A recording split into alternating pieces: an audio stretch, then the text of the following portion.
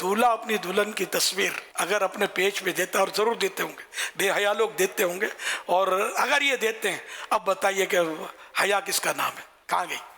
وہ یہ کر رہے ہوتے ہیں تصویر. پہلے بھی ہم پتہ ہے مجھے اخباروں میں دیتے تھے دولہا دلہن کی تصویر، اب بھی دیتے ہوں گے، تو اب پیج پہ دیتے ہوں گے اپنے، اور ایڈوانس ہو گیا نا معاملہ، سوشل میڈیا پہ دیتے ہوں گے. شرم و حیا کا جنازہ ہی اٹھ گیا نا یار. اب رہا کیا اپنے پاس کہ اپنی بیگم کو ہی بالکل اس طرح نمائش کروا دی، پھر کسی کی میلی نظر پڑ جائے، کوئی کچھ ہو جائے، کتنا بڑا خسارہ اور نقصان. اللہ رحم کرے بس. تو بالکل اس سے بچنا چاہیے. اللہ تعالیٰ ہمارے حال پر رحم فرمائے. موت کو بھول گئے، مرنا سب کو پڑتا ہے، اور پھر مطلب کیا گزرے گی اگر رب کو ناراض ہو کر ہم زمین کے اندر گئے تو کون بچانے آئے گا اگر رب ہی ناراض ہے تو.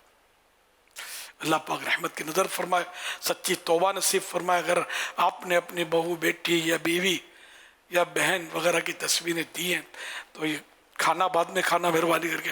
پیاس لگے تو پیاس بھی روک دینا، سانس بھی روک لینا، پہلے یہ نکال دیں اس کو.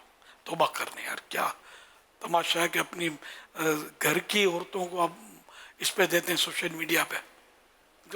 میں تو نام دینے کا بھی اپنے طور پر مخالف ہوں کہ نام بھی نہ دیے جائیں.